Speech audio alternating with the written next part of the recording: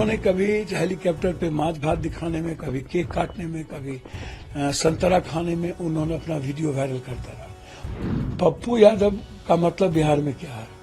सभी कास्ट के लिए, सभी रिलीजन, सभी बिहार के लिए खड़ा होना, हर गरीबों का आंसू पोंछना, हर लोगों की जिंदगी में की परछाई बनना। सब कुछ खत्म, सब कुछ खत्म। नीतीश जी तो अब क्या बोले, नीतीश जी तो कह रहे हैं कि जैसे कंगना ने कहा देश की आजादी, नीतीश कह रहे हैं ये लोग कुछ किया है, सब कुछ तो आप ही किए। डबल इंजन की सरकार जिसकी बनती है वो बिहार के हित की बात बंद कर देता है। बिहारियों को ठगते क्यों हैं आप लोग? पप्पू यादव नंगा तार है, जल्दी कोई छूना चाहेगा? हमको लगता है साल भर सरकार रह गए, साल से 1.5 साल, तो नीतीश कुमार की पार्टी टूट जाएगी। सबसे बड़ी बात क्या है इसको समझिए कि एक विपरीत, एक तो 4 बार कोई निर्दलीय एमपी हिंदुस्तान के इतिहास में नहीं बनता आज तक। एक बार निर्दलीय सांसद जब कोई होता है तो दोबारा नहीं हुआ। हमारे यहाँ काली पांडे जी हुए थे, दोबारा नहीं हुए। दिग्विजय भाई हुए थे बांका से, ओम प्रकाश जी हुए थे। 4 बार पूर्णिया की जनता ने इंडिपेंडेंट एमपी बनाया। और एक ऐसी परिस्थिति जहां पर पूरे देश के पॉलिटिकल पार्टी सबसे ज्यादा मीटिंग, सबसे ज्यादा पैसा, सब कुछ वहीं खर्च किया। प्रधानमंत्री जी 2 बार चले गए। एक लास्ट दिन अररिया, पूर्णिया, जलालगढ़ के बॉर्डर पे, वहां भी नाम ले लिए जिस दिन मेरा चुनाव था, एक दिन पहले। आज चुनाव है, एक दिन पहले नीतीश बाबू 3 दिन कैंप कर गए, रोड शो 3 दिन। युवराज जी 4 दिन, 60 एमएलए, 2 राज्यसभा, 7 एमएलसी लेकर के बैठे रह गए, गांव गांव घूमे। और सबसे ज्यादा वो मुसलमान और यादवों के गांव में घूमे और कहीं नहीं गए। 200% मुसलमानों ने पप्पू यादव को वोट दिया, 85% से 92%, 85 से 92। और आदिवासी दलितों ने 80%। अपर कास्ट इतना किसी को वोट नहीं देता है सर। 80% कोई जात धर्म नहीं था। जहां कुशवाहों का वोट था वहां पर 150 कुशवाहा मुझको वोट दिया।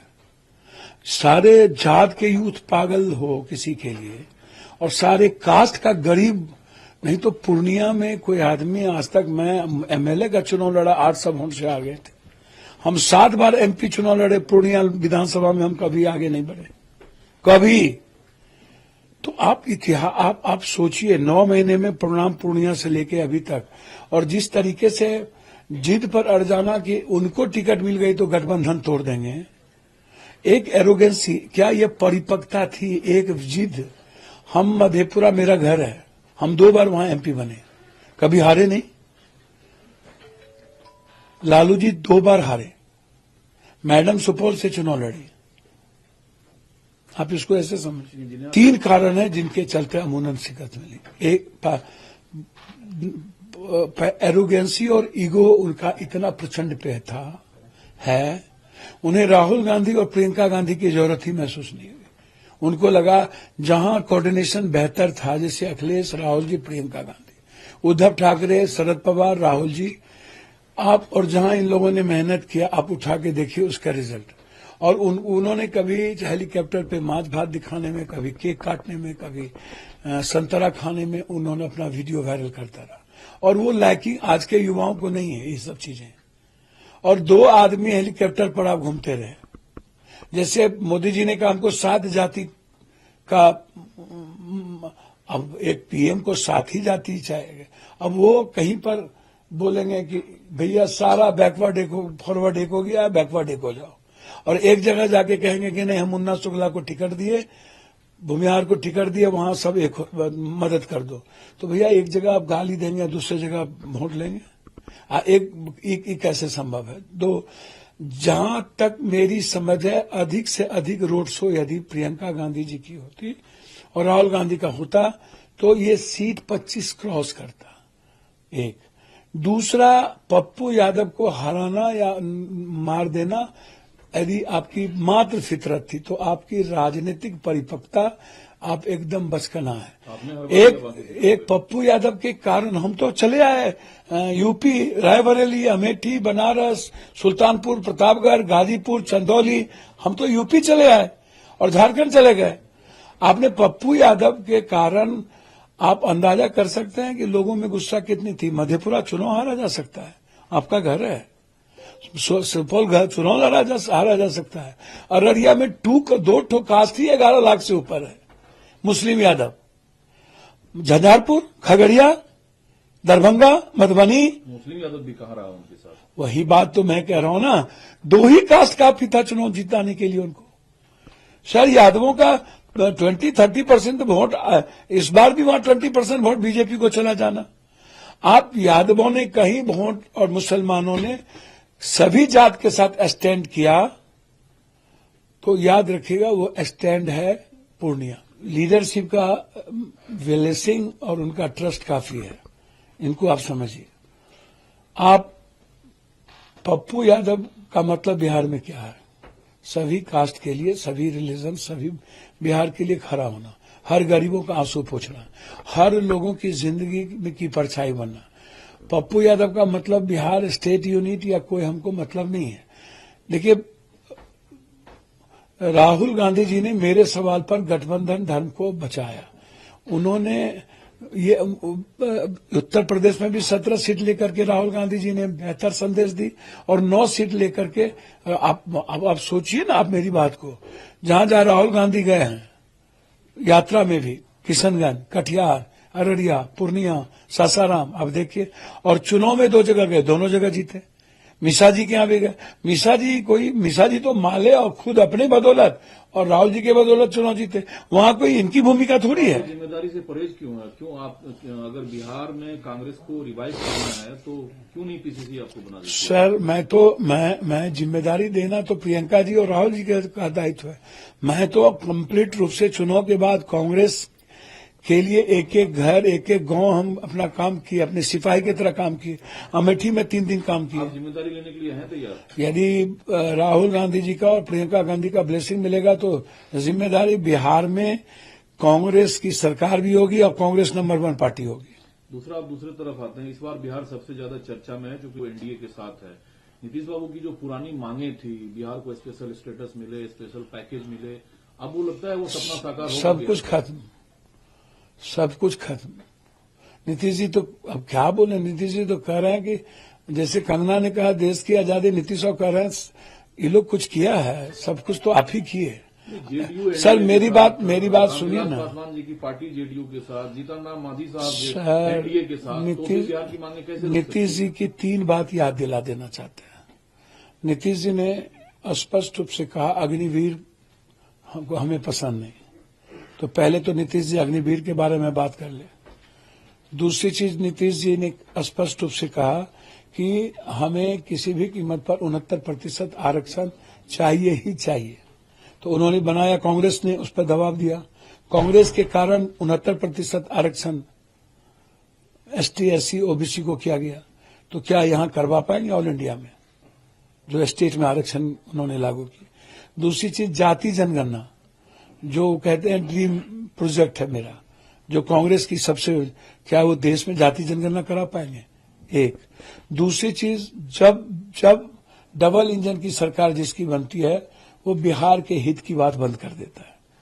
क्या नीतीश जी और चिराग जी जो फर्स्ट बिहार अभियारी, क्या विशेष राज, हाई डेम और विशेष पैकेज जो बंद फैक्ट्री है, ये तीनों मुद्दों के लिए क्या आपने मंत्रिमंडल में जाने के पहले कोई बातचीत की?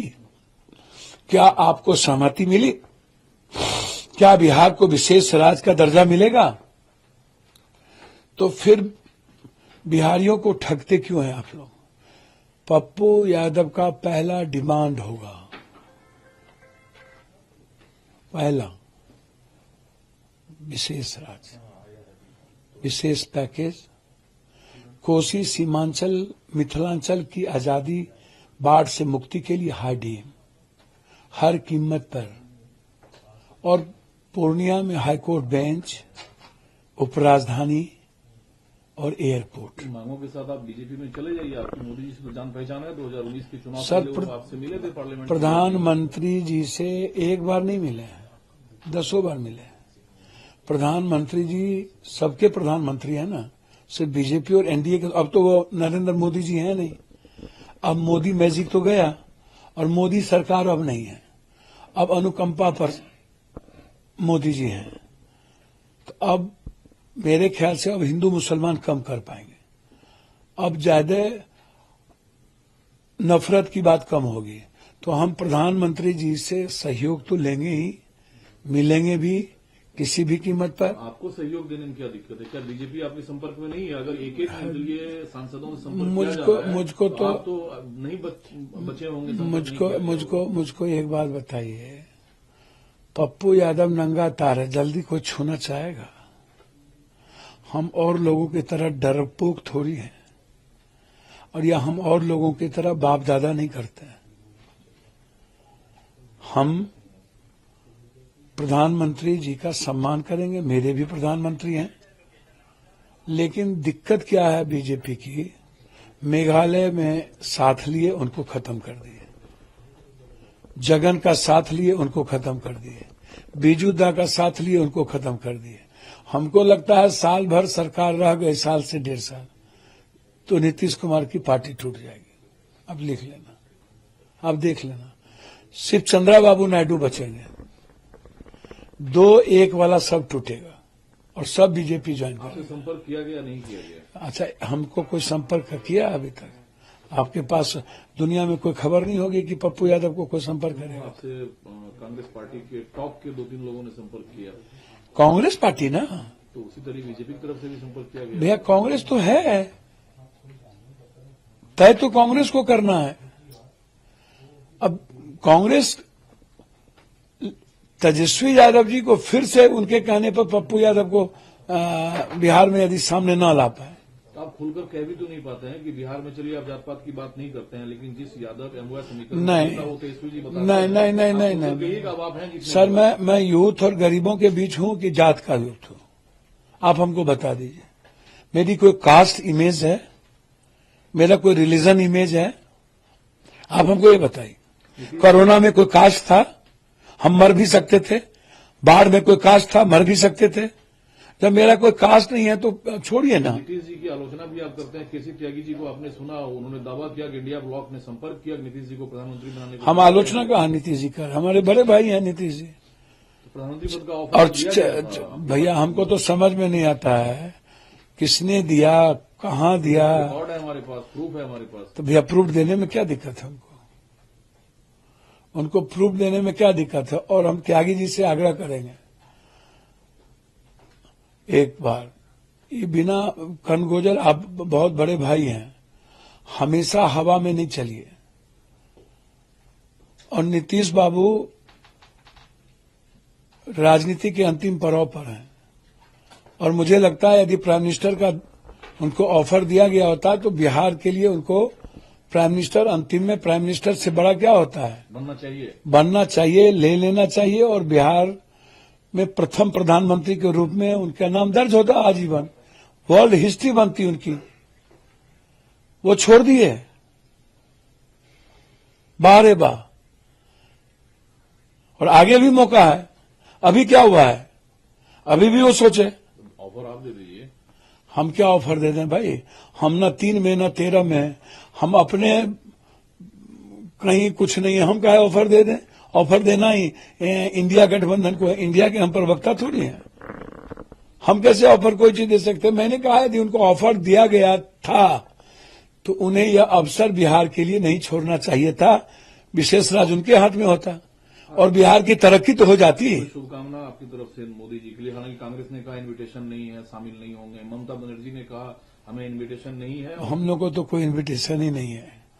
अच्छा, दिक्कत क्या है कि जैसे मैं सोचता था कि चंद्रशेखर रावण जी को इंडिया कैंप बुलाती, उनको भी बुलाना चाहिए था, क्योंकि और बेनीवाल जी उन्हीं के गठबंधन से लड़े हैं, तो मीटिंग में क्यों नहीं बुलाए वो हम नहीं जानते। मुझे दिक्कत क्या है कि जब इंडिया की बैठक होती है तो उसमें जो एक एलाइज भी है, बीजेपी बुलाती है, आप नहीं बुलाते। तो इन सब चीजों को भी समझने की जरूरत है। और मुझे लगता है कि देश के तीसरे बार प्रधानमंत्री वो बन रहे हैं, तो मैं एक आग्रह उनसे जरूर करूंगा कि नफरत और हिंदू मुसलमान की राजनीति छोड़ के गरीबी और गरीब खत्म करने की उन्हें अब चुनौती लेनी चाहिए और रोजगार पर, यूथ पे फोकस करनी चाहिए। कामना 5 साल के लिए दे रहे हैं ना भैया, हम 5 साल के लिए शुभकामना कहाँ दे रहे हैं? हम कह रहे हैं कि उन्हें प्रधानमंत्री के रूप में, हमको लगता है नरेंद्र मोदी जी बीच में ही किन्हीं को सत्ता हस्तांतरण न कर दें। जो परिस्थितियां हैं, 5 लोग तो बीजेपी के चले गए हैं ममता कैंप में, तार भी आ गया।